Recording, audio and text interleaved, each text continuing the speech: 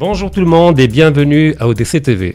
Alors aujourd'hui, nous allons aborder une question qui prend de plus en plus d'ampleur, celle de la finance islamique. Alors je ne parle pas de banque islamique volontairement parce que ça va au-delà de la simple question de la banque et du crédit, puisque ce qui est problématique dans la finance qui domine actuellement, que l'on appelle finance classique entre mille guillemets, qu'on va aborder dans le détail, c'est notamment les marchés financiers, la dimension spéculative, toute cette dynamique qui phagocyte l'économie réelle, qui enchaîne les gens par le schéma de la dette, mais pas uniquement, parce qu'il y a également les caisses de retraite. Il y a un ensemble de choses qui font que la vie des gens est littéralement hypothéquée et prise en otage. Alors la finance islamique se propose comme une alternative crédible, fondée sur une dimension au-delà de éthique, une dimension morale et religieuse, fondée sur des préceptes qui globalement sont partagés avec un certain nombre d'autres religions, notamment par rapport à l'usure et par rapport au taux d'intérêt. Mais certains considèrent qu'elle n'est pas tout à fait islamique. Et aujourd'hui, ça va être l'occasion, premièrement, de parler des fondements de cette finance-là, les fondements moraux, métaphysiques, de parler des produits phares mis en avant et proposés par la finance islamique, et puis d'avoir un échange contradictoire, mais courtois, comme on a l'habitude d'avoir à chaque fois, sur la dimension réellement islamique ou pas de cette finance-là. Et d'ailleurs, pourquoi certains pays, comme le Maroc, préfèrent finance participative au lieu de finance islamique.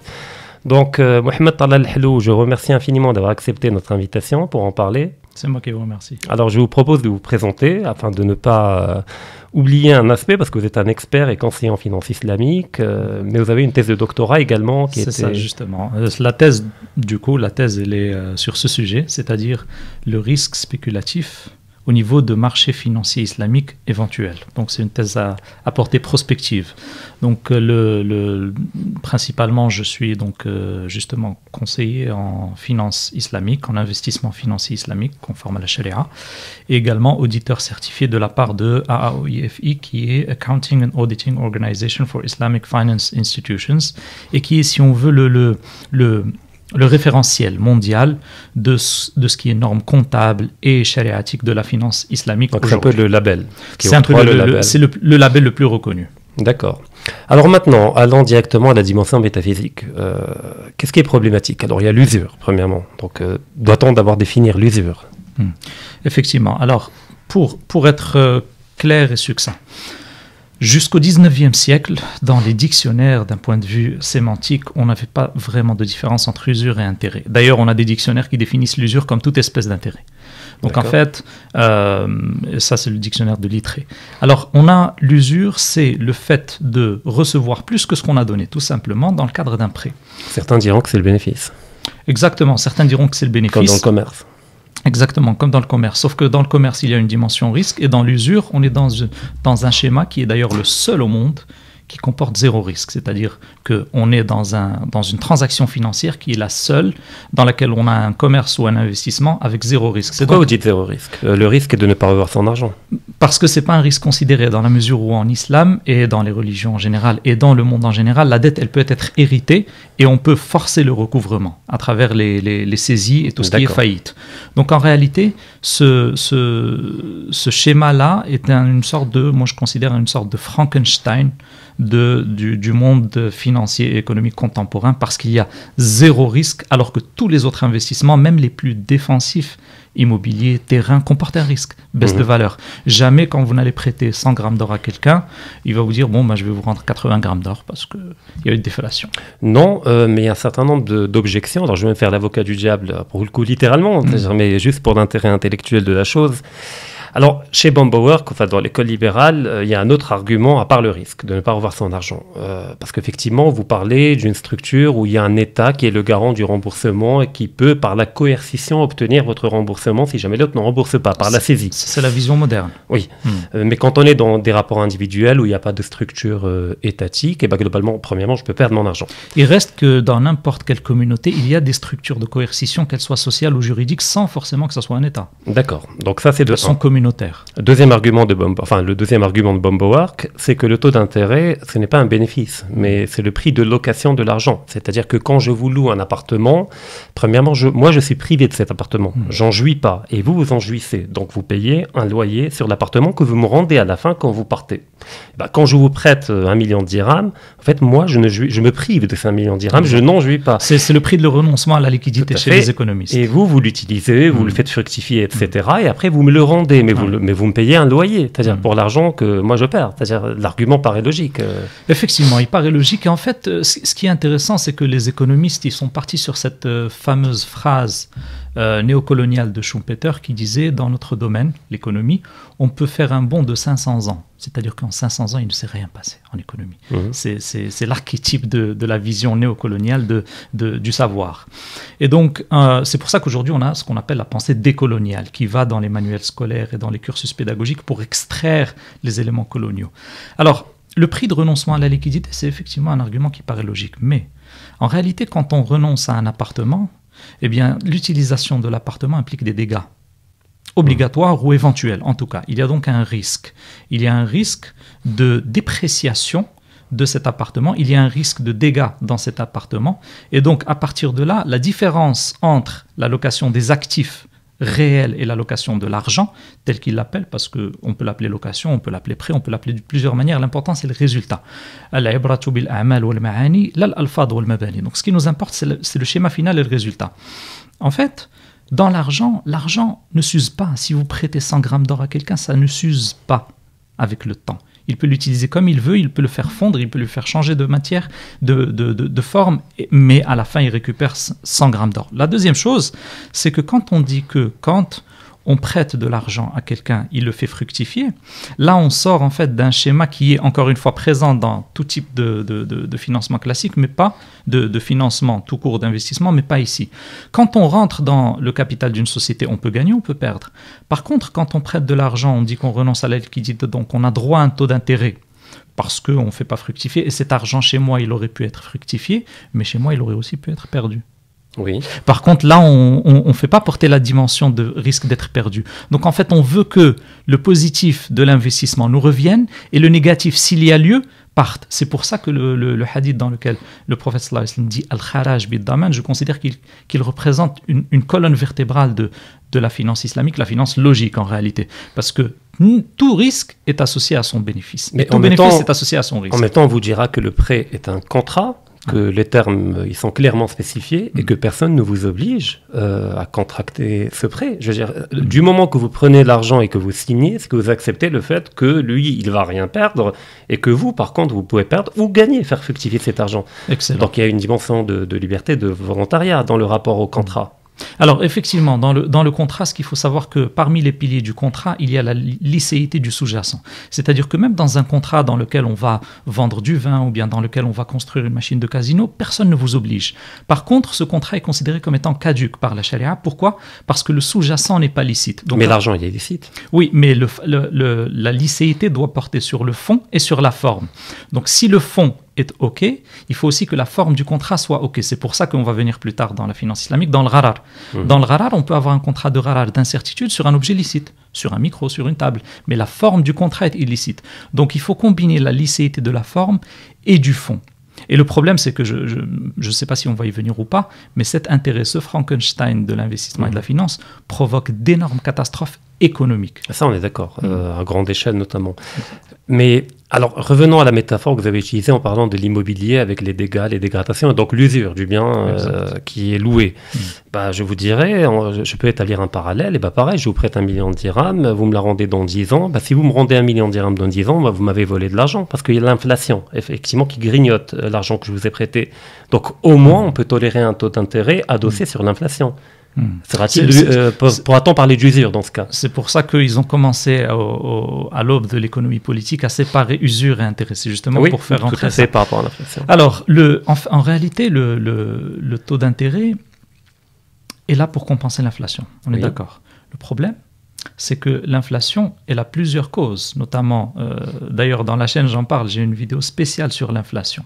Et en réalité, l'inflation, elle a 2 types de causes majeures, structurelles et conjoncturelles. Les causes conjoncturelles Souvent, on n'y peut pas grand-chose. Augmentation des prix du pétrole, guerre, problèmes géopolitiques. En général, des causes exogènes. Voilà. Alors, les causes structurelles, ce sont des causes qui sont dans le système. Parmi les causes dans le système, eh bien, comme par hasard, il y a l'intérêt. C'est-à-dire que quand vous prêtez, quand le commerçant sait que l'année prochaine, ces 100 dirhams valeront 98 dirhams, eh bien, il internalise cette information. Et comme disait Friedrich Hayek, le prix, c'est la meilleure manière de transmettre l'information. Il internalise cette information dans un marché supposément libre.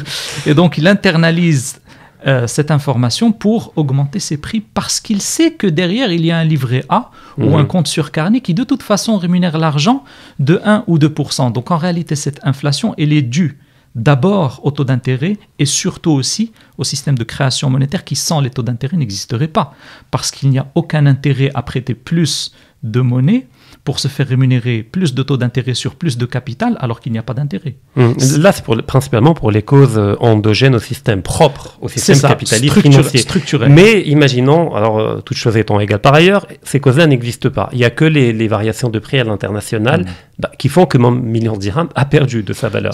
Alors, les variations de prix à l'international... tolérer un taux d'intérêt. Les variations de prix à l'international, c'est pas sûr. Pourquoi ? Parce que de nombreuses matières premières, de nombreux produits leur prix baisse avec le temps. Prenez par exemple avant la libéralisation des télécoms au Maroc. Un portable, c'était 1000 dirhams. Oui, c'est d'accord. La technologie, elle a une tendance à baisser. Aujourd'hui, on est à 100 dirhams. On peut avoir un portable à 100 dirhams. Donc en fait, celui qui voulait acheter des technologies et des voitures, il va avoir de la déflation. Celui qui voulait acheter de l'immobilier, il est possible qu'il ait de l'inflation. D'où le fait qu'on fait une moyenne. Voilà, exactement. On fait une moyenne. Et donc à partir de là, si on enlève cette cause structurelle, alors on revient aux bases normales de l'économie où parfois on a inflation, parfois on a déflation. Et ça varie avec les schémas de croissance démographique. Donc là, quand je vous prête, au fait, je prends un risque, contrairement au premier schéma.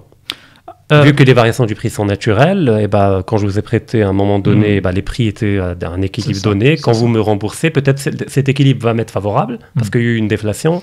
Peut-être il va m'être défavorable parce qu'il y a eu une inflation. Donc... Alors il faut toujours se rappeler cette règle al-kharaj ou bid-daman, c'est-à-dire autant je prends un risque que mon argent perde de valeur, mais cet argent s'il était resté dans ma poche, est-ce qu'il aurait perdu de la valeur ou pas ? Si. Bien entendu, il aurait perdu de la valeur. Mais réalité, à moins que je ne le fasse fructifier en investissant. Mais si vous l'investissez, est-ce que vous gagnez à coup sûr ? Non. Voilà, tout simplement. Donc si je l'avais gardé dans ma poche, c'est pas sûr qu'il aurait gardé sa valeur. Si je l'avais investi, c'est pas sûr que j'aurais gagné. Donc tout simplement, on est toujours dans un schéma où je peux gagner et je peux perdre. Et c'est tout l'objet de la finance islamique, c'est de ramener au centre du jeu cette équation de celui qui supporte le risque et celui qui a droit au bénéfice. D'accord, donc là on en vient à la question, imaginons ce monde parfait où effectivement il n'y a pas ce mouvement spéculatif, cette logique d'intérêt. Quelle serait la motivation pour prêter ? Chez Dieu, tout simplement. Ça je veux bien, mais on parle de la nature humaine, on parle de l'humain concret, de l'humain archétypique. C'est-à-dire l'humain concret, combien de gens sont croyants à tel point que cela les amènerait à prêter de manière désintéressée 1 million de dirhams pour une durée. Voilà, donc, vous savez, quand vous ouvrez les je parle du réel et des besoins des gens. On est d'accord. Ça ne veut pas dire qu'il n'y a pas d'autres solutions de financement. Mais là, vous avez posé une question précise, le prêt. Si vous ouvrez les ouvrages de fiqh et de hadith, vous n'allez jamais trouver le prêt dans le bouilleur. Vous allez trouver où ? Dans la charité. Les hibats. Oui. Donc en réalité, le prêt, c'est quelque chose qui est totalement une relation avec Dieu. C'est-à-dire, on donne, on prête fisabilillah. C'est comme on donne une sadaqa. Et d'ailleurs, on a beaucoup de ajr parce qu'on peut récupérer cet argent et le reprêter, ce qui entraîne une dynamique parfois plus intéressante que sadaqa. Mais si par contre, on est devant un marché purement matérialiste et des humains purement matérialistes, que le musulman n'est pas, mais imaginons qu'on soit dans ce marché. Théoriquement. Théoriquement, bien entendu. Non, mais de toute façon... Je parle du musulman concret. Tout musulman a obligatoirement une part de spirituel. Ça peut être 1%, ça peut être 10%, ça peut être... Là on est d'accord. Voilà. Donc en fait, vous allez avoir des musulmans qui ne prêtent jamais. Mais vous allez aussi avoir des musulmans qui prêtent. Donc ça, c'est pour le prêt. Et donc, c'est là la soumission, c'est ce que ça veut dire l'islam. Par contre, si on a besoin de modes de financement marchands, il faut oublier le prêt et il faut se tourner vers l'investissement. D'ailleurs, pourquoi on a ce prêt aujourd'hui au Maroc qui est tari, c'est-à-dire qui est aussi excessif, parce que notre système financier il est francophone. Si vous allez voir un petit peu du côté des anglo-saxons, c'est le capital risque. Le marché financier, la levée de fonds. Voilà, c'est les startups. Et donc là, c'est beaucoup plus correct. Pourquoi ? Parce que celui qui mise, il risque. Il risque aussi. Mais s'il gagne, c'est x10, x5. Voilà. Donc, ce n'est pas plus de %. Mais en même temps, il y a des facteurs. Enfin, il y a également l'héritage colonial, vous avez raison, mais il y a également une dimension culturelle qui fait que nous avons une aversion pour le risque et qui fait que la bourse paraît toujours comme étant un truc obscur, dangereux. On n'y va pas. On préfère la banque, oui, je me fais voler, mais au moins c'est clair. Je connais mon taux d'intérêt, je connais mes trades, je connais la durée. Donc, même la bourse de Casablanca a eu beaucoup de mal, et elle a toujours beaucoup de mal à convaincre autant les entreprises que les particuliers à mettre leur. Bah, peut-être tant mieux, je veux dire. mais il y a un facteur culturel également, heureusement peut-être. Disons que le facteur culturel, il est là depuis, allez, disons 100, 150 ans, parce qu'il ne faut pas oublier que quand la Banque centrale a été intégrée au Maroc, de nombreux ulama ont carrément retiré leur bay'a.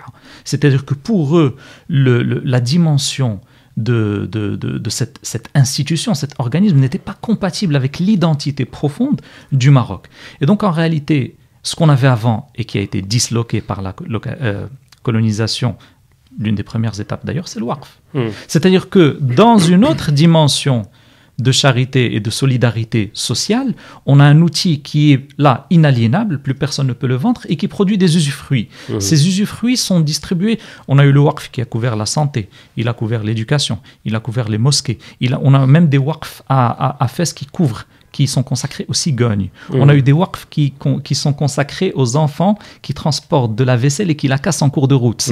C'est un modèle d'assurance mutualiste incroyable. Ça, on l'a complètement oublié. Qui parle de waqf aujourd'hui au Maroc? Quasiment plus personne. Mais on a aussi les modes de financement. Bon, le nom est resté. Le nom, il est resté, voilà. Mais qui le fait? C'est très rare. Aujourd'hui, pour nous, le waqf, c'est la mosquée. On n'imagine même pas que le waqf est un système... Alors que ça a touché différents aspects tous les secteurs, tous les secteurs. Et c'est inaliénable, et c'est ciblé, c'est local et c'est efficient. Donc ça, c'est une alternative. Donc il faut toujours ne pas oublier qu'aujourd'hui, par exemple, même dans les pays purement matérialistes, le tiers secteur, il est entre 5 et 10% du PIB, ce qui devient énorme. Harvard, c'est du waqf. Les grandes universités en Europe, en Angleterre et aux États-Unis, c'est du waqf. C'est ce qu'on appelle les trusts. Ça commence à proliférer un peu sous une autre forme peut-être au Maroc à travers les fondations, notamment des universités organisées en fondation. Donc il y a un bénéfice qui est réinvesti, donc il n'y a pas d'actionnaire, il n'y a pas... C'est l'idée, on peut l'appeler fondation, on peut l'appeler ce qu'on veut, on peut même l'appeler banque si on veut. Ce n'est pas une propriété privée, ce n'est pas public non plus, ça appartient à ceux qui travaillent. L'essentiel, c'est que le capital est inaliénable. Et ça vous couvre toute la partie que le secteur marchand a du mal à financer. A du mal à financer. Et donc, cette partie solidaire, un jeune qui veut se marier, on avait un waqf monétaire qui lui prêtait et il remboursait par la suite. De fonds communs. Voilà, exactement. Alors maintenant, dernier élément avant de passer aux produits. Alors, tout ce qu'on a dit par rapport aux causes endogènes, exogènes, etc., c'est à l'échelle nationale ou mondiale. Donc, effectivement, c'est un phénomène, c'est une machine face à laquelle on ne peut pas grand-chose dans l'immédiat, mais il y a un devoir de résister. Mais maintenant, revenons à une échelle individuelle. C'est-à-dire, un individu n'a pas choisi de vivre dans cette époque-là. D'accord ? Il se retrouve dans cette époque-là avec les contraintes données. Il a pris un crédit parce que, vous l'avez expliqué, ce système de taux d'intérêt fait que l'inflation devient structurelle. Elle fait partie de la nature du système lui-même. Et donc, si quelqu'un veut acheter une maison par de l'épargne, jamais il va y arriver. Car il courra derrière, à moins d'avoir un salaire extrêmement élevé, etc. Mais je parle de la classe moyenne et de la petite classe moyenne ou défavorisée. Plus il épargne, plus l'inflation grignote son pouvoir d'achat. Il fait qu'il ne pourra jamais y arriver. Mais il y a un besoin de sécuriser sa famille, un toit sur sa tête, de léguer une maison à ses enfants. Et il prend un crédit. Il y a des ulama, je pense que vous êtes au courant mieux que moi, comme Qaradawi et d'autres, qui avaient adopté une approche un peu laxiste par rapport à cette démarche-là, en partant d'idée que voilà, il y a un contexte hégémonique, donc que quelque part, c'est pas très grave, vu le contexte qu'ils prennent un crédit. Effectivement, on a des savants qui ont été un petit peu dans le feu de l'action, sont allés un petit peu dans la question de darura, c'est-à-dire la nécessité vitale, sans quoi il y a un problème de physique, de mort, de vie, de mort. Voilà. Donc en réalité, certains ulama ont dit pour les musulmans qui sont en Europe, on peut acheter la maison principale avec des prêts. Mais en réalité, si tous les savants de la communauté musulmane avaient adopté cette posture, aujourd'hui, on n'aurait jamais un système financier islamique qui est présent dans plus de 50 pays. Jamais. On se serait plié.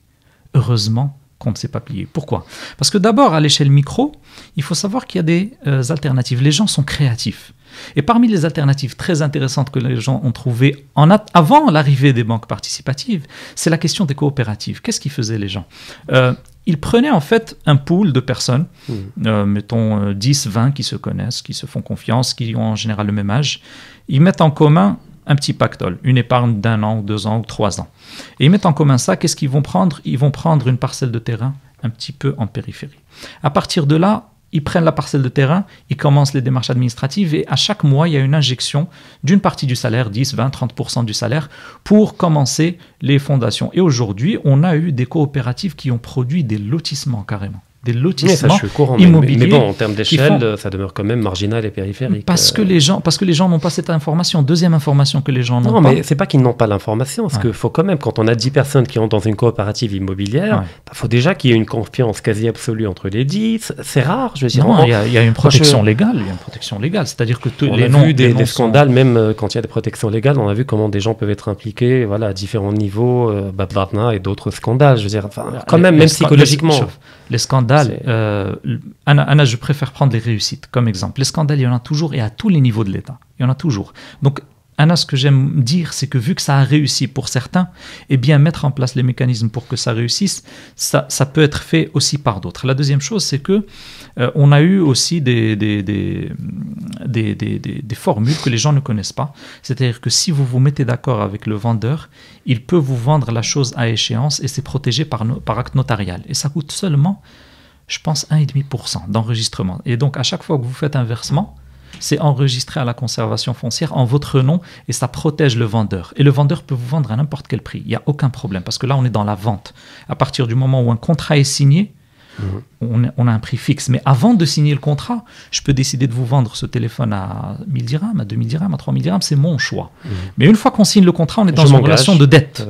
Ce n'est plus une relation de vente ou de négociation. Là, si on change le prix, ça peut tomber dans l'usure, effectivement. Ensuite, il y a justement ces gens qui ont milité au Maroc depuis les années 80.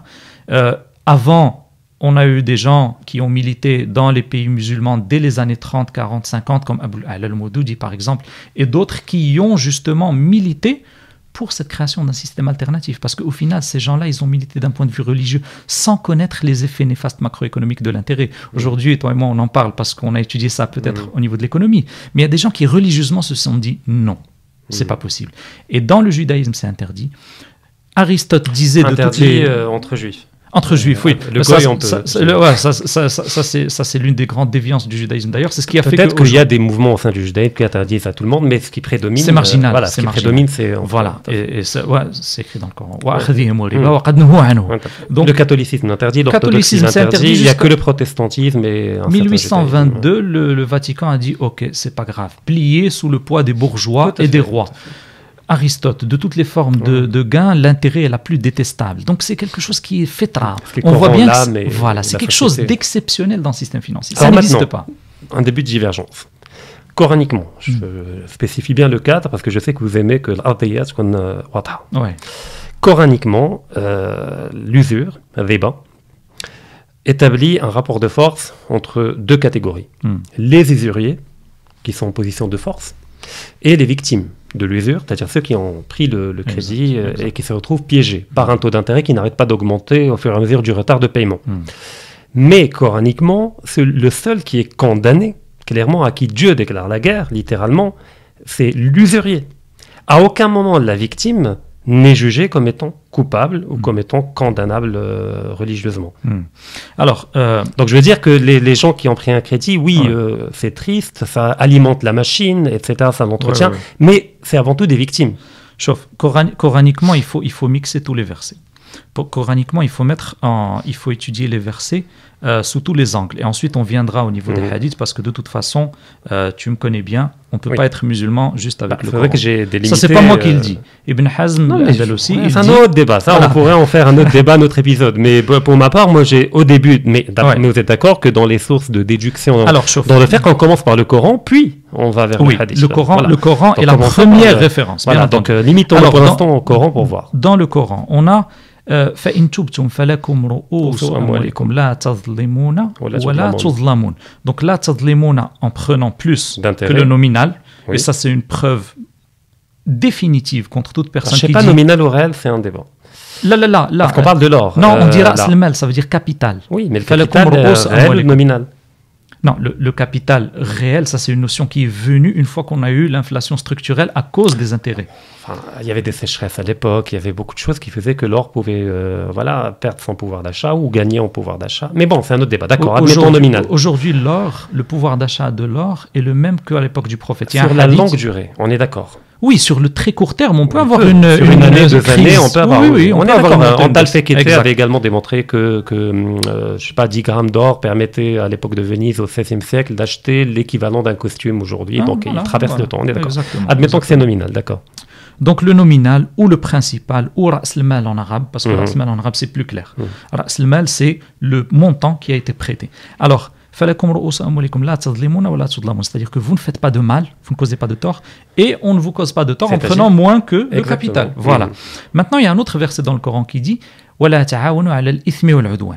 en réalité, dans le système coranique, tout contrat qui est néfaste, mauvais, on n'a pas le droit d'y entrer même en tant que participant. C'est pour ça que les fuqaha, par exemple, ont interdit la vente des armes fi waqtil fitna al-adou. Alors que vendre des armes, c'est licite. Vendre des armes, c'est licite. Vendre des raisins à quelqu'un qui va en faire du vin ou de l'alcool. Vendre des raisins, c'est licite. Mais c'est interdit. Mais le contexte détermine. Voilà. Donc en réalité, c'est pour ça qu'on a le hadith la'ana Allahu fil khamri 'ashra sharibuhu wa hamiluhu, etc. Tout l'écosystème qui nous produit un Frankenstein, qu'il soit l'alcool, qu'il soit le vin, qu'il soit la déviance, qu'il soit sans rentrer dans les détails, tout péché ou la sorcellerie, etc., tout écosystème qui conduit à ça doit être arrêté dès le départ. Et dans l'école malikite, on a quelque chose qui s'appelle ça de dara'a. C'est-à-dire le chemin qui va te mener à la déviance, il faut le fermer dès le début, dès l'entrée. Mais alors là, on va entrer un peu dans la nuance. Je comprends parfaitement votre raisonnement et j'y adhère. Seulement, les versets qui parlent uniquement, alors je ne parle pas des versets contextuels que vous avez évoqués à juste titre, mais parlons uniquement des versets qui touchent directement à débat. Donc il y a un certain nombre de versets qui parlent quasi exclusivement de l'usurier, etc. Maintenant, l'individu qui prend le crédit, on peut effectivement le situer dans le verset contextuel, celui qui fait qu'on alimente là c'est enfin l'ithme davantage que l'udwan en l'occurrence, mais il y a des cas où l'individu était dans l'urgence. Quelqu'un de malade qui est mourant et qui a pris un crédit avec un taux d'intérêt. Quelqu'un de malade qui est mourant et qui trouve personne pour lui prêter, et s'il ne fait pas son opération tout de suite et qu'il n'a que riba, le fuqaha, qu'est-ce qu'ils disent? Illicite pour le prêteur, mais illicite pour l'emprunteur. Parce qu'il n'a pas le choix. Mais là, il va mourir. Là, il va mourir. Donc en réalité, si on ne peut pas transposer ça à l'immobilier. Parce que c'est quoi darura dans l'immobilier? Est-ce que c'est habiter ou posséder un logement? C'est habiter. C'est habiter. On peut habiter aujourd'hui en loyer. Si vous m'inventez une cité où il n'y a que du prêt et que de la vente, et que soit on habite là-bas, soit on meurt et on ne peut pas aller habiter ailleurs, là on pourrait discuter éventuellement. D'accord, mais ça réclame. Mais ce n'est pas un arbitrage de je vais dépenser X en loyer, Y en propriété, et donc Y en propriété, ça va me revenir moins cher. Cet arbitrage, il est exclu par l'islam. Parce que même darura tuqaddaru biqadariha. Même par exemple, on est dans une darura, même pour manger, par exemple. On n'a pas le droit de manger plus que ce dont on a besoin. Parce qu'après, Allahu a'lam. C'est les péchés capitaux. Exactement, exactement. Mais alors, pardonnez-moi. Le but du halal, du haram par rapport à la question de la riba, toujours coraniquement, mais c'est cohérent même avec les hadiths, c'est de protéger le faible. Enfin, celui qui premièrement. Alors, ça, c'est votre ou notre ou une certaine compréhension. Parce que le fait d'extraire l'illa, le manat du jugement, ça, c'est un début d'ijtihad. Oui, mais je termine. Ouais. Vous allez comprendre ce que je veux dire. On revient au rapport de force que j'ai établi, enfin que le Coran établit, d'accord, entre l'usurier qui profite, d'accord, et celui qui est victime, qui se retrouve sous une montagne de dettes et de crédits et d'indemnités. Alors, cet individu qui est victime, on a dit que s'il n'y a pas une nécessité vitale, strictement interdit. Mais le but, c'est de libérer la victime du fardeau de la dette, individuellement, et puis collectivement de libérer toute la société du fardeau de la dette, et de tous les dégâts que provoque ce système, cet engrenage de la dette. Et la dette est moins grave que les intérêts. Non, mais dans ma tête, la dette corrélée à l'intérêt. C'est-à-dire le but est de libérer la société et les individus victimes, dans ce rapport de force, des chaînes de la dette. D'accord, on est d'accord. Donc là, c'est littéralement une lecture littérale, davantage qu'un ijtihad. C'est évident, je veux dire, c'est une impression première qui ressort de ces versets, c'est de protéger la société et les individus. Exact, là, parce que nous, on connaît les effets. Parce qu'il y a une rationalité des interdits. Je veux dire, Dieu interdit parce qu'il y a une finalité. Pas tous. Certains interdits sont ta'abbudiyya. Il y a tout simplement des raisons qu'on ne connaît pas. Ça veut dire qu'il n'y a pas de raison. Non, bien entendu. C'est-à-dire que chaque jugement a une hikmah. Exactement. Mais est-ce que nous, on a extrait cette hikmah ou pas? Là, on est d'accord. Mais moi, je dis qu'il n'y a pas d'interdit irrationnel, c'est-à-dire qu'il n'a pas de finalité, qu'il n'a pas de sagesse derrière. Donc, de ce point de vue, si on veut aider le faible, et que le faible se retrouve dans un système où le halal, le loyer, lui coûte plus cher que le haram. Donc, au fait, le halal l'a-t-il réellement libéré? À l'échelle individuelle, je ne parle pas à l'échelle de la société ou de l'État, à l'échelle individuelle. Là, on part du principe que le halal est plus cher, ce qui n'est pas prouvé et ce qui n'est pas systématique. C'est-à-dire, quand on dit par exemple chez les banques participatives, on est plus cher que les banques. On y arrive. Voilà. D'ailleurs, ce serait l'occasion de parler des produits. Voilà. Donc à partir de là, on part déjà d'une hypothèse. Cette hypothèse, elle n'a pas été prouvée. J'ai posé la question à plusieurs banquiers participatifs et m'ont confirmé que parfois, leurs produits revenaient moins chers que ceux des banques usuraires. Mais parfois, c'est problématique. Donc en réalité, mais il faut voir où est-ce qu'elles ont commencé. Elles ont commencé dans un système qui était hostile. Pourquoi? Parce que le système bancaire, il est basé sur les lois coloniales. Ces lois coloniales empêchent les banques de faire du commerce. Et donc, si vous faites du commerce, vous payez 2 TVA, vous payez 2 droits d'enregistrement, vous payez 2 conservations foncières. Donc, elles ont commencé dans un système fiscal hostile.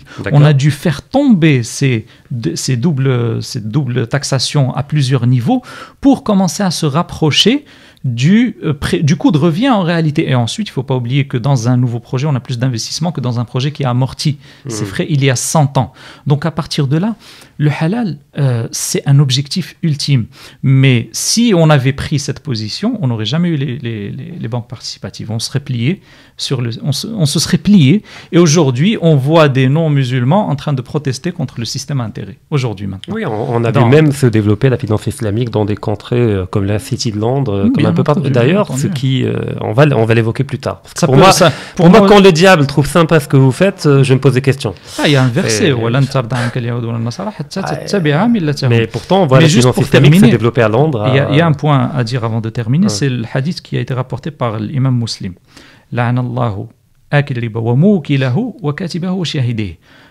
Akil, ça c'est clair. Oui. Le mukil, c'est celui qui rentre dans le contrat, mais il y en a 2 plus loin. Katibahu wa shahidih. Voilà, exactement. Et donc ça qui est légitime au fait et qui donne. Et en réalité, dans tout l'ahkam de l'islam, vous allez trouver, c'est ce qu'on adresse, c'est l'écosystème. C'est pas on n'est pas littéraliste. On n'est pas vraiment littéraliste à ce point. Donc en réalité, c'est l'écosystème. Pourquoi? Et c'est pour ça que l'école malikite Asad al-Dara'i et les autres écoles, mais dans une moindre mesure, c'est que ce qui va nous mener à un problème, il faut changer de route tout de suite, dès le début, avant de rentrer dans la route. Après, bon, c'est une position propre au malikisme. Les malikites sont très durs dans Asad al-Dara'i. Ouais, mais on perd un peu en complexité des fois. Mais bon, c'est un autre débat. C'est un autre débat, ça. Alors maintenant, rapidement, si vous pouvez... Débat au soli. Si vous pouvez mettre en avant 3 produits phares qui méritaient d'être connus du point de vue de la finance islamique. Et leurs avantages, éventuellement leurs limites vu le contexte hostile. Ok, alors parmi les produits les plus importants, selon moi, on a le mudaraba. Ensuite, on a le musharaka. Et ensuite, on a BS, salam, et dans sa forme avec la contribution salariée ou de travail, c'est l'istisna. Vous aurez remarqué, je n'ai pas cité le murabah. Je m'attendais à ce que vous le citiez en premier, mais bon. Alors, le mudaraba, c'est quoi? Typiquement, c'est le capital risque. Vous avez un investisseur qui a du capital, mais qui n'a pas le temps et qui n'a pas les expertises et les connaissances. Il a beaucoup de choses à faire. Et donc, il a des gens, des jeunes, des moins jeunes, qui ont une expertise dans un domaine. Et lui propose des opportunités d'investissement. Un peu comme les business angels. C'est exactement ça. C'est juste que là, ça c'est marginalisé, ça n'existe quasiment pas. On va à la banque. Or, à la base, la banque Aslan, elle ne prête pas aux startups. Au Maroc. Aslan, à la base. Pourquoi? Parce que c'est des profils risqués. Or, c'est évident, eux. Or, c'est-à-dire que le système bancaire, qu'est-ce qu'il ancre dans la société d'un point de vue macroéconomique? Il finance les gens qui produisent le moins de valeur ajoutée.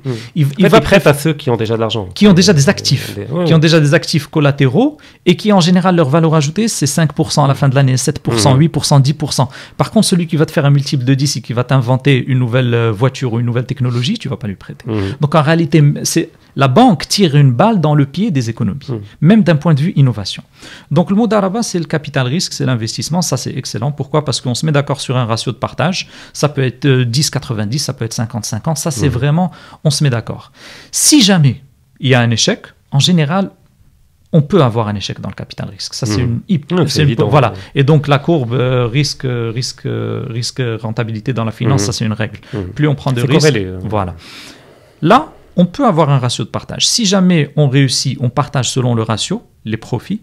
Et si jamais il y a un échec, eh bien, l'entrepreneur aura perdu une partie de sa vie, de son temps, de son effort, et le capital risqueur aura perdu une partie de son argent ou tout son argent.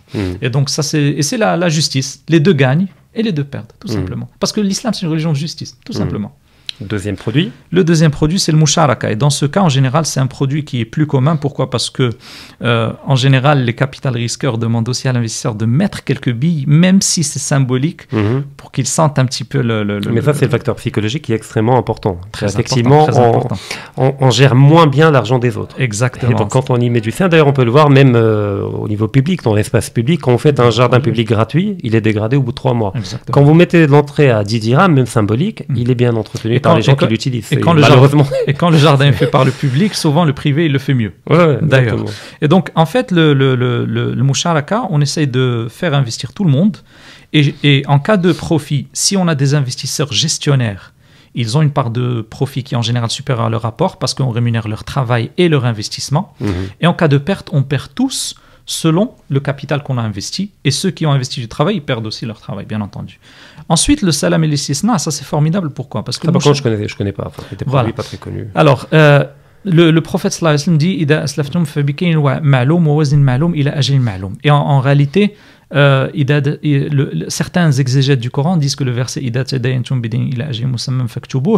concerne salam. Qu'est-ce que le salam? Le prophète sallallahu alayhi wa sallam, quand il est arrivé à Médine, il a trouvé qu'il vendait les dattes avant qu'elles soient matures ou avant d'exister, exactement. C'est les contrats à terme. Exactement, sauf qu'il y a des conditions strictes. C'est-à-dire qu'en réalité, on doit définir le cahier des charges, le délai de livraison et la qualité, la nature, un cahier des charges complet. Mais le capital doit être donné tout de suite. Pourquoi? Parce que la vente future avec un report de paiement et un report de livraison, elle est interdite en islam. Et quand on va voir qu'est-ce qui se passe dans le monde de la finance, on trouve que 98% des contrats futurs ne sont pas livrés. Qu'est-ce qu'ils sont? Ils sont settled, c'est-à-dire ils sont compensés. Donc en réalité, 98% des contrats futurs n'aboutissent pas à une livraison de matières premières. On les compense. Bon, si je devais te livrer, tu aurais gagné X, tiens X.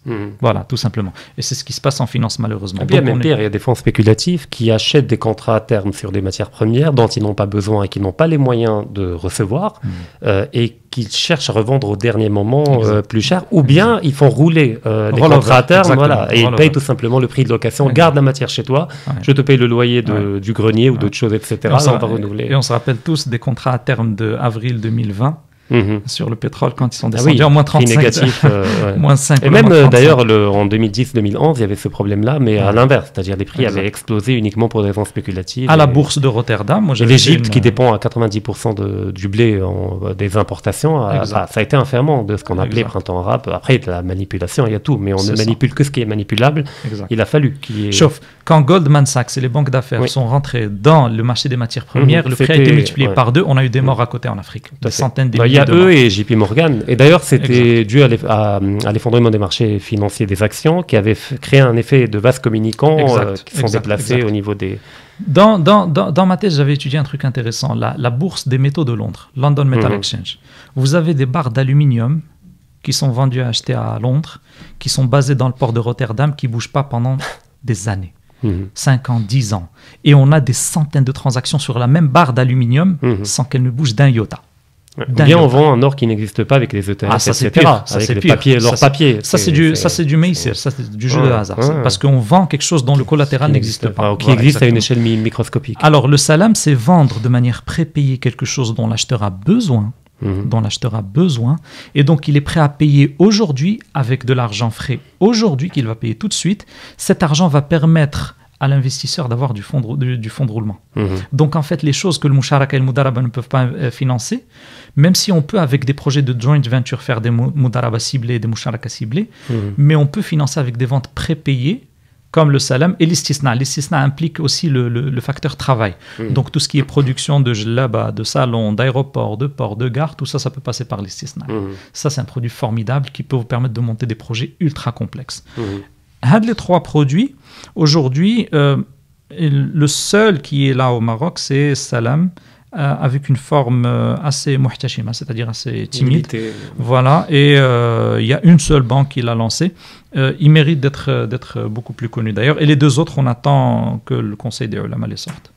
D'accord, donc au final, globalement, le but de ces produits-là et de la finance islamique globalement est d'interdire de vendre des pantalons à une jambe. Je ne sais pas si vous connaissez la blague de Jacques Attali. Donc j'invite les gens à aller sur YouTube et d'écrire blague pantalon à une jambe et ils vont comprendre. Et surtout de ramener, de recoller la finance à l'économie. Et ça, d'un point de vue macro, on ne peut pas le comprendre d'un point de vue micro, ça a l'air trop bizarre, mais d'un point de vue macro, refaire coller. Aujourd'hui, les produits dérivés représentent 12 fois le PIB mondial. Ah oui, on est d'accord. C'est stupéfiant, c'est surréaliste. Parce qu'effectivement, même aux 2 échelles, à l'échelle globale, on a aujourd'hui l'économie réelle qui se met au service de la finance abstraite et immatérielle et qui est même vampirisée par la finance. Mais même à une échelle individuelle, comme je le dis toujours, le premier employeur au Maroc et au monde, c'est la banque. En fait, si je travaille tous les jours, c'est pour pouvoir payer le prêt. La dette. C'est pour ça que les penseurs contemporains... J'ai un employeur intermédiaire, mais le vrai employeur, ça demeure la banque pour qui on travaille tous pour rembourser le crédit maison, voiture, voyage, électroménager, etc. Les penseurs contemporains disent que l'esclave moderne n'est pas enchaîné, il est endetté. D'ailleurs, aujourd'hui, Fakwa Raqaba, c'est peut-être rembourser la dette de quelqu'un. Non, c'est pas Fakwa Raqaba, mais c'est le Gharimin. L'une des 8 catégories strictement, c'est-à-dire on ne peut pas la dépasser. Pour Zakat, on a 8 catégories. L'une de ces 8 catégories, c'est les personnes qui croulent sous la dette. Et donc, c'est une manière de se rapprocher de Dieu que de rembourser leur dette. Bien entendu. Alors maintenant, le principal point d'objection. Alors, toute cette finance islamique, théoriquement, elle est conforme effectivement à toute la dimension métaphysique, religieuse, éthique, morale, ce que vous voulez. Mais le sous-jacent, là je vais récupérer votre argument, c'est quand même l'argent dette qui est utilisé par la finance islamique, qui est de ce point de vue fondamentalement haram, parce qu'on sait très bien, pour que les gens le comprennent, l'argent aujourd'hui est créé par le crédit usurier. Donc si demain tout le monde rembourse... Il faut expliquer aux gens quand ils vont prendre un crédit, cet argent n'existe pas. Il y a une infime partie qui existe. Oui, il y a un effet de levier qui fait que ils peuvent créer plus que ce qu'ils ne possèdent en termes de fonds propres. Et d'où le fait qu'ils cherchent à avoir des comptes sur carnet, etc. pour avoir cette base-là. Mais pour dire simplement, vous allez demander à une banque un crédit d'1 million de dirhams, elle crée électroniquement 1 million de dirhams qui est inscrite. Après ce 1 million de dirhams, vous l'utilisez pour acheter par des virements vers d'autres comptes, et donc ça va de passif en passif, de passif en passif. Et donc si je rembourse le million de dirhams, ce million de dirhams est détruit par la banque, il est supprimé. Donc s'il y a toujours de l'argent dans l'économie, qui reste. Minimal. Les intérêts. Mais même l'intérêt lui-même vient d'un argent qui lui-même a été créé par de la dette. En fait, les intérêts, c'est le travail des gens. Oui, mais la forme, c'est-à-dire le sous-jacent de cet intérêt-là, vient d'un autre crédit qui a été créé. Donc c'est une forme de serpent qui se mord la queue. Et donc globalement, si demain on décide tous de rembourser nos crédits, l'argent disparaît. L'argent actuel, papier, etc. D'ailleurs, il ne faut plus l'appeler argent, parce que l'argent, ça renvoie au métal. L'argent dette. La monnaie, on va l'appeler monnaie dette. Même pas argent, il ne mérite pas. C'est vrai. L'argent, c'est un métal qui a une valeur intrinsèque. La monnaie dette. Donc, cet argent est haram. Donc, que vous nous dites, c'est que haram, c'est comme le vin, je veux dire, comme c'est de la vodka. C'est de la vodka, mais voilà, c'est de l'argent dette, de la monnaie dette. Donc, vous me dites, je vais fonder une finance éthique, mais ce que je vais utiliser, ça va être de l'alcool. Donc je vais vous apprendre à cuisiner le bœuf, mais avec de l'alcool. Mais ne buvez pas l'alcool, mais vous pouvez cuisiner avec. Je vois. En fait, si on dit ça, si on dit cette finance éthique, elle procède de cette manière, alors on doit tout simplement arrêter d'utiliser cet argent dette. Oui, normalement oui. Normalement oui. Chez les fuqaha, il y a quelque chose qui s'appelle umum al-balwa. Parfois, on est dans un contexte où l'illicite devient monnaie courante et chose commune. Oui.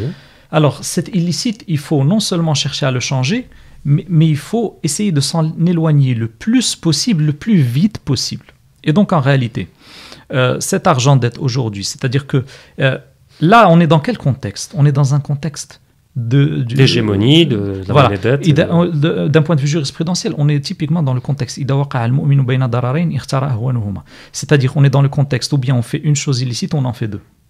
Je ne suis pas d'accord. C'est-à-dire que si on est dans un contexte où on va faire deux choses illicites, faire une chose illicite, c'est mieux que de faire deux choses illicites. Oui. Ça ne veut pas dire qu'il faut se taire sur une chose illicite. Alors attendez, là je vais récupérer un autre de vos arguments. Quand vous avez parlé du loyer, de la location et de l'achat d'un bien immobilier par un crédit avec un taux d'intérêt usurier, vous avez dit que comme ce n'est pas une nécessité vitale de posséder un bien, il vaut mieux louer, même si ça vous coûtera plus cher que la traite de crédit qui vous permettra de posséder un bien. Et c'est pas sûr. Aujourd'hui, les millennials n'achètent plus, ils louent. D'accord, je parle en théorie. D'accord. Mais après, ça dépend. Il y a des conjonctures dans l'immobilier, des cycles qui font que des fois, les loyers augmentent. Des fois, c'est le prix de l'immobilier qui diminue. Quand c'est le prix d'achat qui diminue, et le crédit... Pardon, c'est plus intéressant économiquement que... C'est votre téléphone, je crois. C'est plus intéressant. J'établis le même parallèle. Donc, on a une monnaie dette qui est haram. Vous dites elle est hégémonique. Elle est hégémonique. Mais il y a des gens, alors je pense que vous ne partagez pas globalement leur position, comme Cheikh Imran Hussein et d'autres, qui également maîtrisent la dimension monétaire et économique, qui proposent de créer des systèmes parallèles entre musulmans, où on va échanger avec de l'or et avec de l'argent, qui pour le coup est halal, vu que tous les deux sont cités dans le Coran. D'accord ? Le dinar, c'est de l'or, le dirham, de drachme du grec, c'est de l'argent. L'or existe au Maroc, je veux dire. On peut acheter des louis d'or, des Napoléons, on peut acheter des bijoux, on peut même faire des bijoux qui prendront l'équivalent de l'argent sans passer par la médiation de l'argent dette. Donc là, c'est une manière de résister frontalement et radicalement contre l'argent dette. Donc là, on peut fonder une monnaie islamique adossée à un sous-jacent qui est réel et qui est licite. Mais le choix de la facilité, en réalité, c'est d'aller vers cet argumentaire-là en disant « mais le belwa, etc., c'est généralisé, on n'y peut rien ». Non, on y peut. On est d'accord. Sur le fond et d'un point de vue objectif, on est d'accord. Ou le troc, même le troc peut être une manière de contourner. Ça fait 10 ans, je pensais à la mise en place d'une plateforme de troc parce qu'aujourd'hui, le troc permet de contourner ce qu'on ne pouvait pas avoir hier, c'est-à-dire la simultanéité des demandes et l'information parfaite transmise. Aujourd'hui, on peut faire des sites web avec l'intelligence artificielle qui font du troc. Et ça permet d'éviter justement ça. Sauf, si ma mémoire est bonne, je pense que Hassan II, à un moment, a pensé à la mise en place d'une monnaie or, à la mise en place de la zakat. Et aujourd'hui, en Europe et aux États-Unis, on a ce qu'on appelle les monnaies complémentaires. Toutes ne sont pas licites parce qu'il y en a qui sont fondantes, etc. Il y a des principes assez bizarres. Mais la mise en place d'un système basé sur, on peut l'appeler bon d'achat, on peut l'appeler monnaie or. Et aujourd'hui, on a de nombreuses, ce qu'on appelle les crypto-monnaies, qui se basent sur la rareté, sur l'or. Bitcoin d'ailleurs.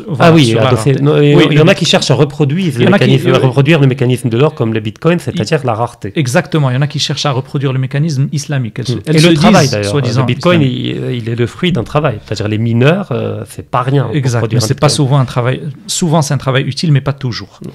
Parfois il y a du gaspillage. Alors, donc en réalité, toute initiative qui propose une manière de... Là, on arrive à sortir des deux choses illicites. On est quand même dans une chose qui est illicite, qui pose problème, c'est-à-dire la production de monnaie basée sur les intérêts.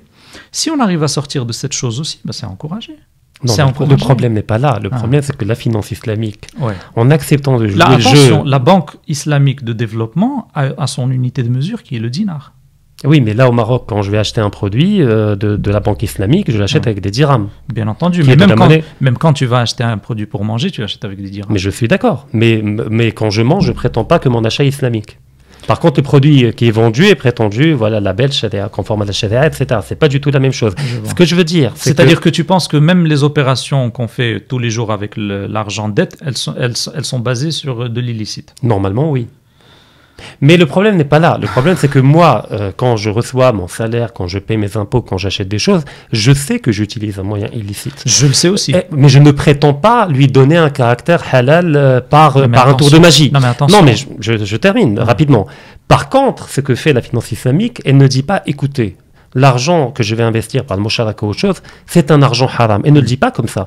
Elle dit, soyez tranquille, en paix avec vous-même, parce qu'en passant par nous, au fait, vous entrez dans le monde, bienvenue dans le monde du halal.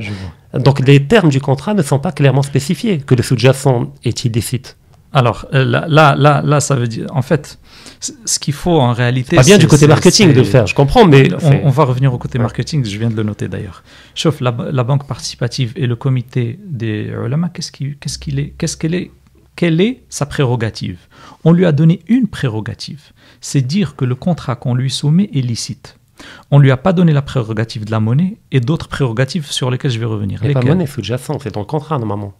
Non. Ça, c'est un contrat. Et là, les ulama se taisent. Les ulama, est-ce qu'ils sont au courant du système de l'argent-dette?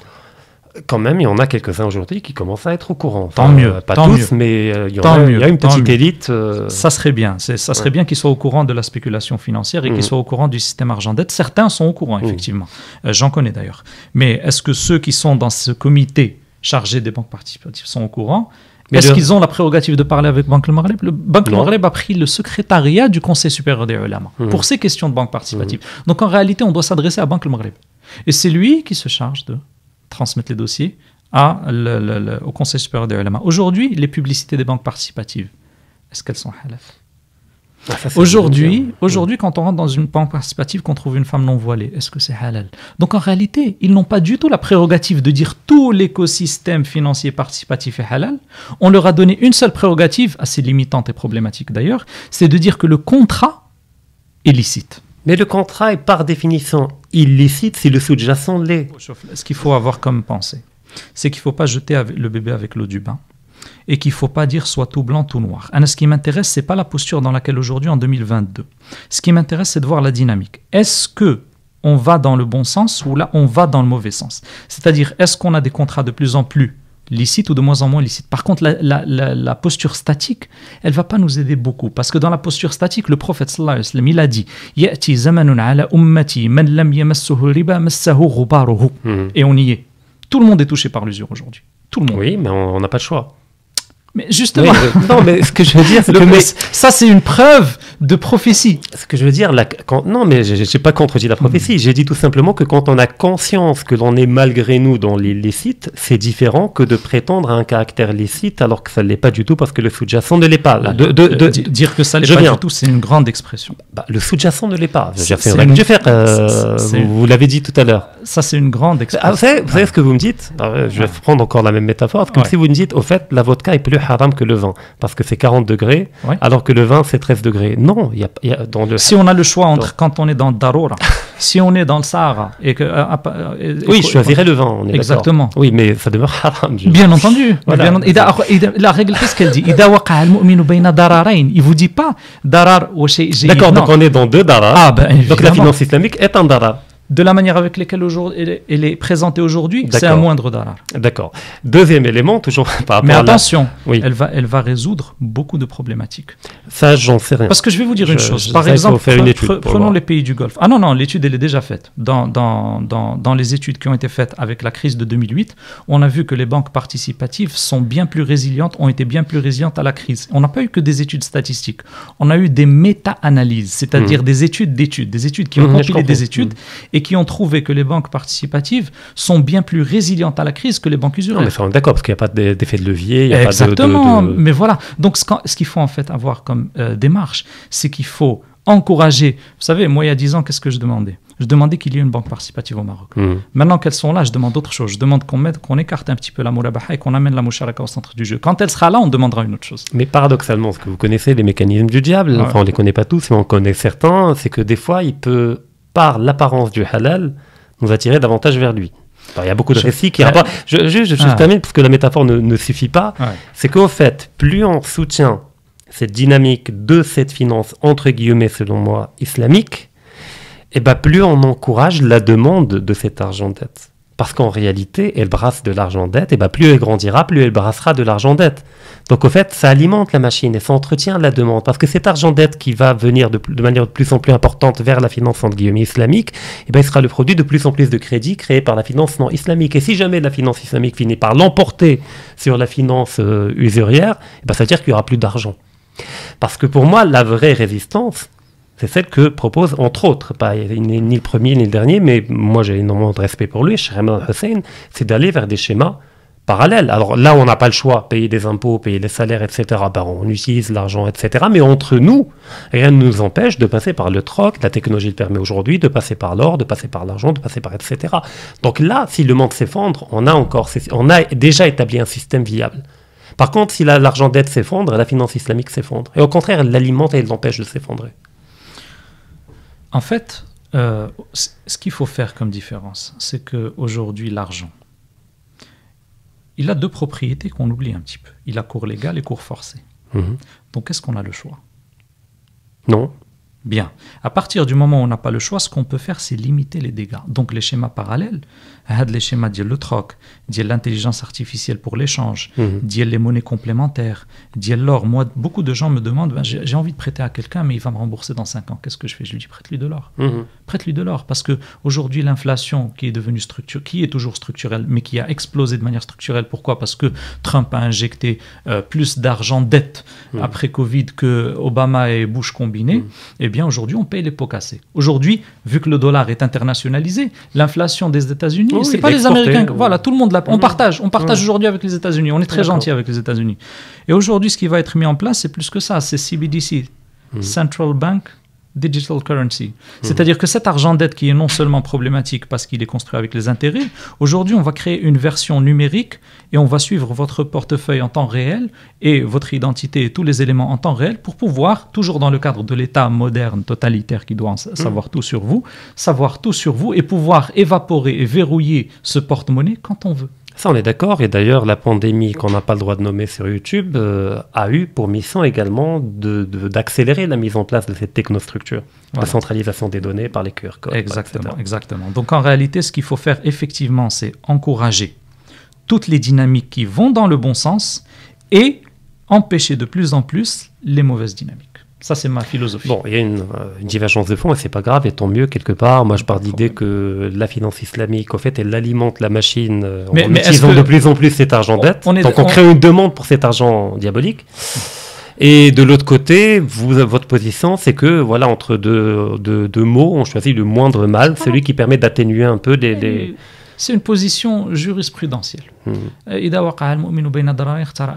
une règle. C'est-à-dire, on ne va pas dire aux gens, chauffe, la finance islamique, de toute façon, elle n'est pas 100% halal, elle est juste à 50%, donc autant vas-y à la finance usuraire à 100%. Non, mais cette règle du fiqh... Parce qu'il y a des gens qui peuvent te comprendre comme ça. Non, cette règle du fiqh, elle est valable quand il n'y a pas d'alternative du halal. S'il y a une alternative, mais tant mieux. Parce que je te parlais des systèmes parallèles. C'est-à-dire qu'aujourd'hui, mais rien n'est fait. Enfin, rien n'est fait à une échelle importante. Disons que ce qui est bien dans les pays, l'une des bonnes facettes du libéralisme, s'il en a 99 mauvaises, il en a peut-être une de bonne, c'est que les initiatives parallèles, on les laisse tranquilles. C'est pour ça qu'aujourd'hui en Europe, on a ces choses qui s'appellent les monnaies complémentaires. Tant qu'elles ne sont pas dangereuses pour le système, dès qu'elles le deviennent, on les combat. Exactement. Tant qu'elles sont un épiphénomène, tant qu'elles sont marginales. Au contraire, il les voit comme un laboratoire où il pourra puiser des idées après. Exactement, c'est pour ça que le capitalisme n'a pas de problème à vous vendre le livre de Marx, le Exactement. Et donc, à partir de là, les initiatives parallèles dans les pays où on a une... Aujourd'hui, toutes les fatwas qui ont interdit le Bitcoin, c'est des autorités religieuses qui sont adossées aux autorités centrales. Okay. Comme ça, on comprend le schéma. Et donc, à partir de là, ça ne veut pas dire que moi je dis que c'est licite, mais juste pour comprendre le schéma dans lequel est produite la pensée qui régit le système, justement. Donc, en réalité, vu qu'on a les dynamiques, ce que je dis, c'est qu'il faut faire attention à ce que les gens ne te comprennent pas mal, c'est Rachid. Je vais d'ailleurs clarifier, parce qu'effectivement, il y a un risque. Ah oui, je croyais que vous alliez prendre ma défense. Donc, là, je vais prendre ta défense. Je suis bien convaincu que tu ne dis pas aux gens que c'est parce que la finance islamique comporte aussi quelques soucis que c'est bon, aller à la finance usuraire. Il y a qu'on est d'accord. Non, alors, je vais clarifier mes propos. Premièrement, pour éviter toute ambiguïté. Premièrement, j'incite pas les gens à arrêter d'utiliser le dirham, ou de combattre le dirham, ou de dire, voilà, on arrête, c'est haram. Haram ou halal, c'est dans le contexte, est-ce que c'est hégémonique? C'est un système mondial, c'est pas le dirham, c'est toute l'échelle planétaire. Donc on n'y peut rien, on paie nos impôts, on n'a pas le choix. Donc ça, il faut respecter la loi. Le deuxième élément, effectivement, tout à fait naturellement, si on établit une hiérarchie proposée aux gens, je leur dirais, allez vers n'importe quelle finance du monde, mis à part la finance usuraire. D'accord? Elle peut pas être pire, je veux dire. D'accord. Et de préférence islamique, vu que voilà, il y a quand même des contrôles, il y a un certain nombre de critères, etc. Mais en même temps, la nuance que moi, personnellement, pas en tant que frais, je suis pas frais, je suis rien, en tant qu'humain avec une empathie, etc., je dirais que je ne condamne à aucun moment, moi, personnellement, aucune valeur, sauf pour les gens qui tiennent à moi, je ne condamne aucunement les simples individus et personnes qui ont pris un crédit avec un taux d'intérêt pour acheter une maison. Moi, je pars de l'idée que même s'ils avaient l'alternative du halal, le loyer, etc., qui peut-être est plus cher, peut-être est moins cher, ça dépend. Pour moi, ça demeure tous des victimes, pas uniquement ou ou seulement économiquement, parce que la victime économique, c'est voilà, il n'a pas le choix. Peut-être qu'ils ont le choix, mais ils sont victimes même mentalement et culturellement par un système hégémonique. Le capitalisme, c'est pas uniquement l'hégémonie par l'infrastructure, mais c'est également par la superstructure, qui fait que quand on se balade dans les villes aujourd'hui, on se balade dans des manuels de publicité, on a des pancartes partout, des stimuli, etc. Et qui fait que les gens, à un certain moment, culpabilisent à l'idée de ne pas pouvoir léguer une petite maison à leurs enfants, etc. Et finissent par tomber dans le piège, mais je les vois comme des victimes. Je ne les vois pas comme étant des gens qui contribuent à alimenter. Et si jamais on les voit comme des gens qui contribuent à alimenter la machine, alors même les banques participatives et islamiques contribuent à alimenter la machine en utilisant la monnaie dette, et donc ils se retrouvent au même niveau. Pas au même niveau. Pourquoi? Parce qu'il faut faire attention. D'abord, les gens qui sont victimes. On est d'accord qu'il y a un certain déterminisme. Mais il ne faut pas qu'on tombe non plus dans le déterminisme matérialiste qui ôte à l'individu toute liberté de choix. D'accord, mais c'est vrai. Parce que et donc إذا اجتهد الحاكم فأصاب فله أجران وإن أخطأ فله أجر واحد. Donc هذاك الحاكم اللي اجتهد وشاف بأن il a vu que la finance participative c'est une alternative licite, si il est mujtahid et que selon toi il est victime de la superstructure, en tout cas on espère qu'il a un ajr. On espère qu'il a un ajr. Maintenant, ce qu'il ne faut pas faire, c'est ne pas tomber dans le déterminisme matérialiste qui dit de toute façon, l'individu qui a commis un crime ou qui a commis un péché, de toute façon, il n'est pas responsable. Je n'ai pas dit qu'il n'est pas responsable. J'ai dit qu'il est victime. Même la victime peut avoir un degré de complicité. Il faut que tu clarifies. Non. Je veux dire, écoutez, moi je pars de l'idée que le sous-jacent est problématique. Peu importe l'usage qui va en être fait. Islamique, pas islamique, etc. Pour moi, c'est... Qu'est-ce que tu peux y changer, toi, Rachid? Moi, rien. Dans l'immédiat, je veux dire, à une échelle nationale, mondiale, je n'y peux rien. Par contre, là, on va entrer dans un autre débat. La dimension utilitariste de la chose. C'est-à-dire, même cet argent qui est illicite, d'accord, je peux en faire un bon usage. D'accord. Quand on fait sadaqa, on fait avec de l'argent illicite. Oui, mais dans ton système, ça ne marche pas. Non, mais moi, dans mon système rêvé ou dans mon système individuel, comme je vis moi. Donc, tu es pragmatique. Dans mon système rêvé, je remplace tout l'argent dette par de l'or et de l'argent ou par un panier constitué de différents métaux. On peut même ajouter l'aluminium, etc. pour réduire la volatilité. L'or et l'argent. L'or et l'argent. Après, c'est les deux monnaies naturelles. Oui, mais on peut entrer dans le détail. Je peux même dire que la seule valeur intrinsèque de l'or, c'est son usage en électronique, je veux dire, et esthétique. Mais il n'a pas de valeur intrinsèque en tant que tel. Je veux dire, il n'a de valeur que subjective par rapport à l'humanité qui voit quelque chose de beau. Cette valeur subjective, elle est une valeur. Mais elle n'est pas objective. Pourquoi les femmes l'utilisent? Oui, mais ce que je dis, c'est esthétique. Mais après, souvenez-vous, il y a des facteurs culturels. Quand les Espagnols arrivent en Amérique latine, enfin les Incas, etc., les Aztèques étaient choqués par l'attrait qu'avaient les Espagnols pour l'or. Ils disent, bon, il est sympa l'or, mais pas à ce point. Même là, on peut avoir entré dans un relativisme culturel. À une certaine époque, c'était le coquillage qui était joli, beau, il y avait pas, on connaissait pas. Voilà. Donc pour moi, tout cela, c'est des subjectivités, mais qui, quand elles deviennent universelles à l'échelle de l'humanité, peuvent être considérées relativement comme étant des choses objectives. Mais ça n'interdit pas d'inclure d'autres métaux qui répondent à des critères similaires à celui de l'or et de l'argent. Ça peut être le platine, ça peut être un certain nombre de métaux rares, etc. Parce que même bon, on va entrer dans un autre débat. Mais ce que je veux dire, c'est que moi, personnellement, j'ai un degré de clémence, et on est clément avec le coupable. On n'est pas clément avec l'innocent. D'accord. J'ai un certain degré de clémence par rapport aux gens qui aujourd'hui ont des pouvoirs d'achat relativement moyens et qui prennent un crédit pour acheter une maison. C'est mon choix individuel. C'est pas une idéologie qui juge à travers moi, une religion. C'est moi, attaché d'HHC, j'ai de l'empathie pour ces gens-là. Voilà.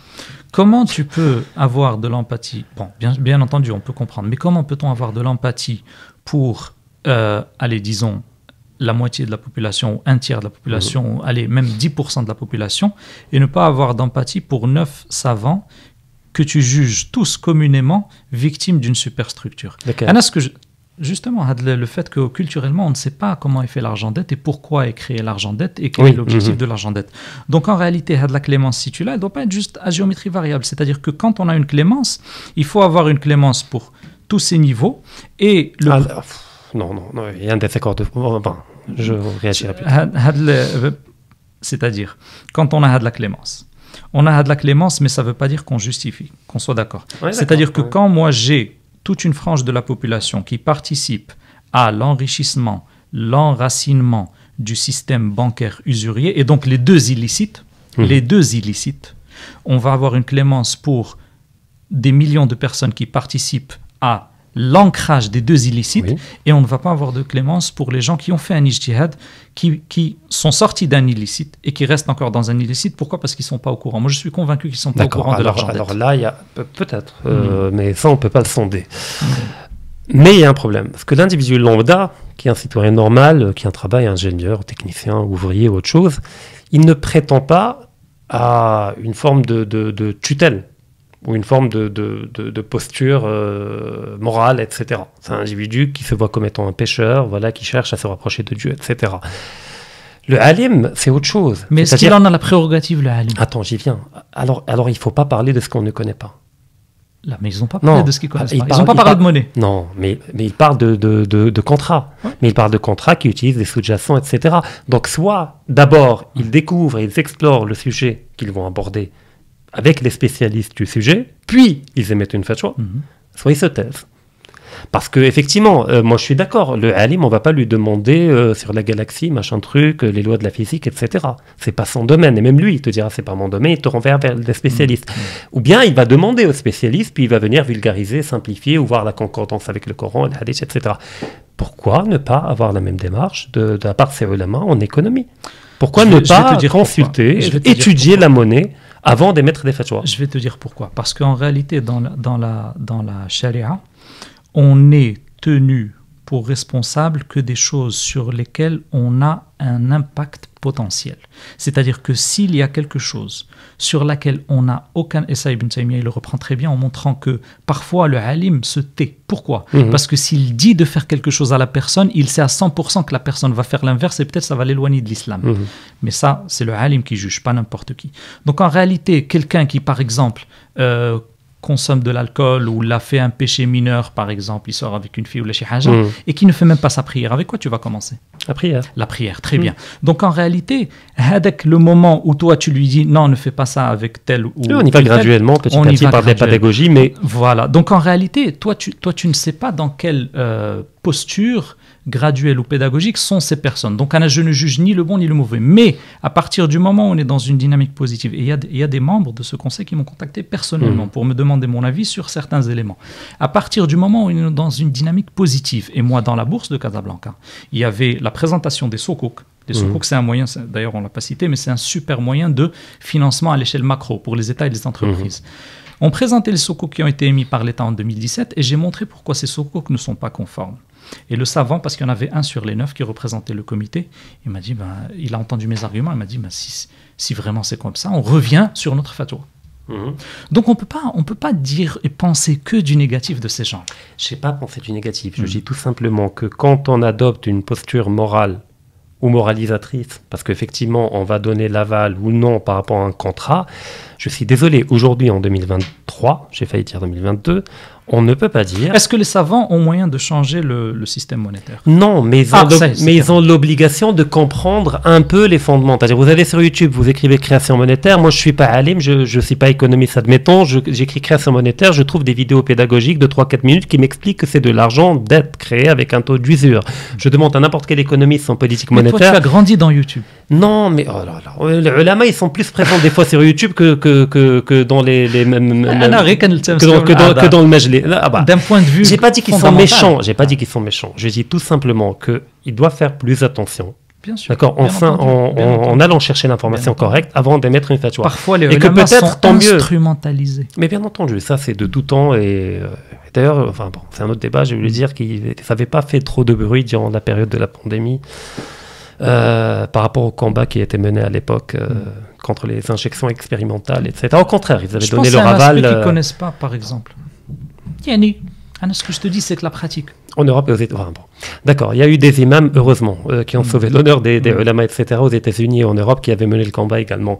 Mais ce que je veux dire, c'est que tout simplement, ils doivent s'instruire par rapport à ces thématiques-là. Et aujourd'hui, il n'y a pas d'alibi pour dire qu'il n'y a pas de canaux, de moyens de le faire. Je ne dis pas qu'ils sont méchants, mais je dis tout simplement que peut-être tant mieux qu'au Maroc, on parle de banque participative plutôt qu'islamique, tant mieux pour le nom de l'islam. Tant mieux pour l'islam. Moi aussi, je dis tant mieux parce que dans les pays... Ne pas prêter à l'islam des mécanismes qui peut-être ne lui sont pas fondamentalement conformes, mais juste formellement conformes. Moi, je dis tant mieux aussi parce que dans les banques participatives du Golfe, on procède à une transaction Tawarok qui représente 56% des transactions de banques islamiques là-bas, qui s'appelle islamique. Le tawarruq a été interdit par le Conseil supérieur des ulama au Maroc.